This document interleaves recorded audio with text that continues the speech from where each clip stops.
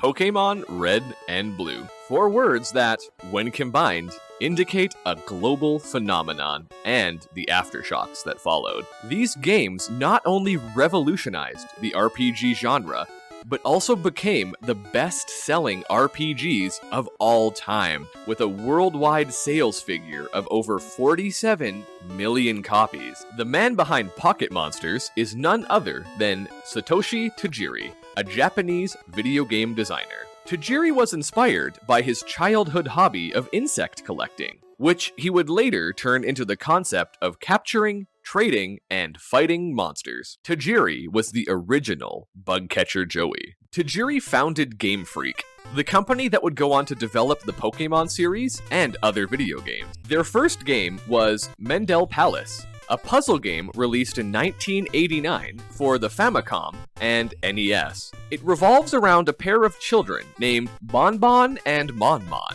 who navigate a series of mazes to defeat various enemies and rescue their friends. The gameplay involves pushing blocks to clear a path and defeat enemies. The players can also collect power-ups and coins to increase their score. The Japanese advertising was very strange, but this is a very forgettable title. Their second game, Yoshi, was released in 1991 on the Famicom and NES, then ported to the Game Boy and SNES. It's basically Tetris, but with the mechanic of swapping columns rather than controlling the falling blocks. Your goal is to assemble Yoshi eggs and match lines. It holds up despite the 32-year difference. Mario and Wario, released in 1993 for the Super Famicom, to push the unique hardware peripheral known as the Super Nintendo Mouse, which is exactly what it sounds like. It's a computer mouse you can plug into your console. This was yet another puzzle game featuring a playable Mario, Peach, and Yoshi up against the big, yellow, garlic bad man. I think we forgot to include this in the Wario video, which means that someone on the production team is about to get castrated. Game Freak had a few other titles, but it wasn't until 1996 when Pocket Monsters hit the store shelves with Pokemon Red and Pokemon Green. Yes, it has been almost 30 years.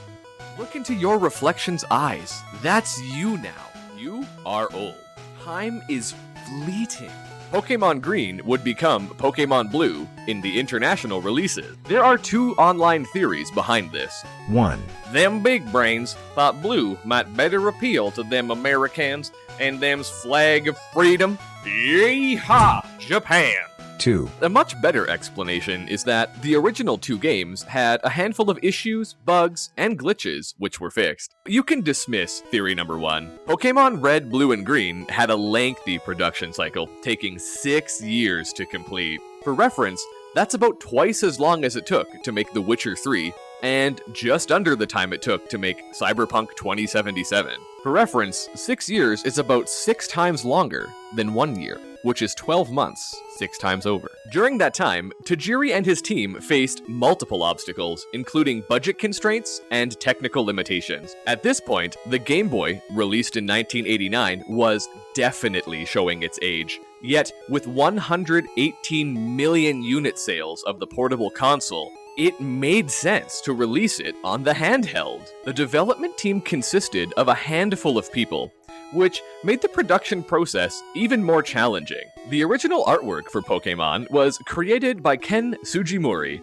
a Japanese video game designer and illustrator working for Game Freak. Sugimori drew inspiration from various sources, including the natural world and traditional Japanese art. His unique and colorful designs were a perfect fit of the Pokemon world. The game featured 2D sprite work, with a front side and a back side of each Pokemon. The animation of these games was quite simple, until Pokemon Crystal released in 2000. There weren't even icons for the Pokemon in menus, instead, having one of 10 symbols that represented various body types: aquatic, ball, bird, bug, fairy, fossil, plant, quadruped, biped, and snake. Despite this minimalism, the game thrived. Like most role-playing games, Pokemon featured a standard turn-based combat system, with each player having the leisure to take actions at their own pace. Every Pokemon can have 4 different moves, offensive or defensive actions that they can take. You can also use your turn to switch out to different Pokemon,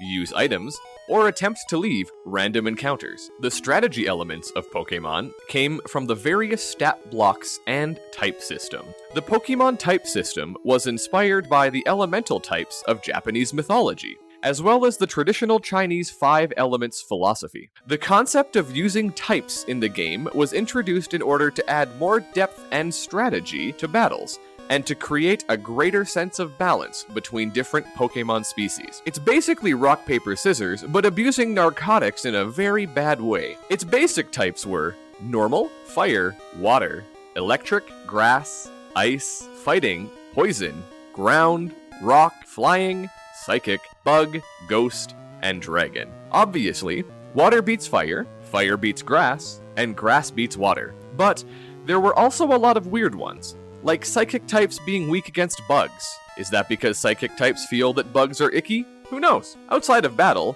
the player can explore a vast and open world. Each environment and each different diverse biome would offer different kinds of wild Pokemon, which you can capture using Pokeballs. You encounter these in tall grass. The formula for capturing a Pokemon is expansive, but the most direct way to impact your chance of capture success is by weakening the Pokemon first, then attempting to toss your balls. Another unscripted yet significant component would be to impair the Pokemon you're attempting to catch with some sort of status ailment. The story of Pokemon is pretty bare bones, but follows a simple formula. You travel through some kind of environment to reach a town. Each town has a type-themed base that you challenge. Sometimes your rival shows up and hurts your feelings. What a bastard. The antagonists, beyond the guy who bullies you, are Team Rocket, a group of villains who control casinos and the 8th gym. They mostly steal Pokemon, but it's never really explained why. The music for Pokemon Red,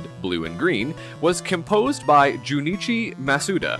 Masuda's catchy and upbeat music became a staple of the Pokemon franchise and has been remixed countless times for subsequent titles. While his involvement in later entries was lesser, his legacy has consequently influenced much of RPG game development. The reception of Pokemon Red, Blue, and Green was overwhelmingly positive. The games were praised for their addictive gameplay, lovable creatures, and innovative mechanics. As a result of the early generation's groundwork, the Pokemon franchise became the world's highest-grossing intellectual property, grossing more than $92 billion, with a B, US dollars. Quality proven, there were very few critiques of the game on release. Consumers worldwide fell in love with the Pokemon franchise, and the games became a cultural phenomenon. The phenomenon, dubbed Pokemania in a 1999 MSNBC interview, continues into the modern day. Boomers' attempts to understand the appeal of an electric mouse fighting dragons is quite humorous. There were a few controversies which existed around the time of the game's height in popularity in the West. The first was an anti-Pokemon movement, claiming that capturing psychic creatures and ghosts was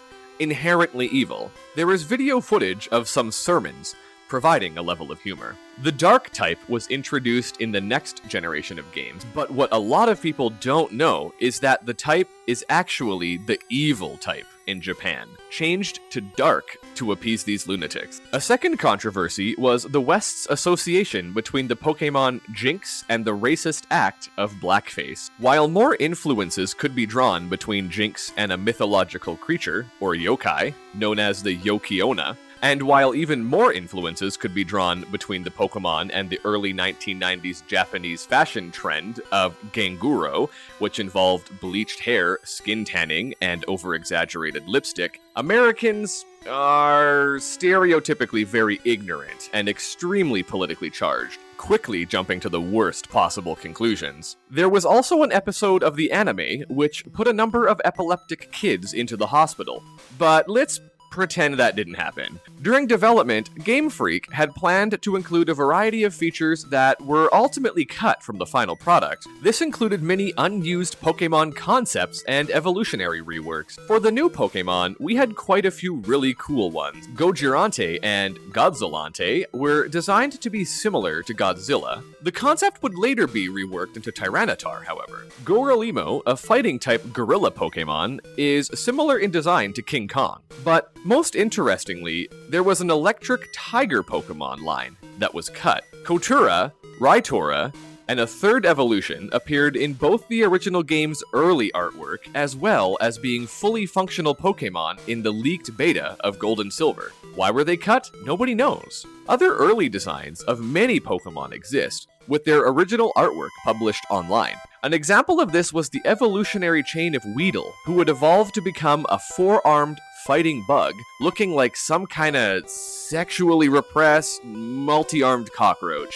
Cubone originally had a tertiary evolution, featuring something that looked like Marowak, with a baby Cubone in its pouch. Kangaskhan was clearly an alteration of this concept. Remnants of this coating exist in the finished products, implying that these were cuts made late in development. Raichu also had a spiky evolution planned, known as Gorochu. On top of all that, we had a squid Pokemon, a middle form of Psyduck, a baby Meowth, a baby Vulpix, and so much more. The concept of baby Pokemon would be reintroduced in the next generation of games. While much has been lost to time or cuts, a lot of the sprite work and some developer interviews on the topic can be viewed online. One of the important factors that contributed to the success of the Pokemon franchise was the manga series, created by Hidenori Kusaka and illustrated by Mato. Pokemon Adventures, also known as Pokemon Special, was a serialized manga that showcased a much more mature side to the Pokemon universe, touching on some of the darker elements mentioned in the first games. Instead of Pikachu, Poliwhirl became the mascot for this adaptation, but this is but one of many Pokemon mangas. There are over 30 in total as of 2023. That's way too many to talk about, so we won't. Pokemon Adventures was loosely adapted into the animated series, which helped popularize the franchise even more. The anime's success would reciprocatively inspire Pokemon Yellow. The Pokemon franchise also expanded into merchandise, including trading cards, plush toys, clothing, office supplies, and so much more. These sold like hotcakes. Or perhaps hotcakes sold like Pokemon? The Pokemon trading card game is a beloved aspect of the Pokemon franchise, with fans around the world collecting, battling, and trading cards featuring their favorite creatures. In the early days of the trading card game, there were concerns over the value of certain rare cards, which led to incidents of theft and fraud. Additionally, some have criticized the trading card game for promoting gambling among children,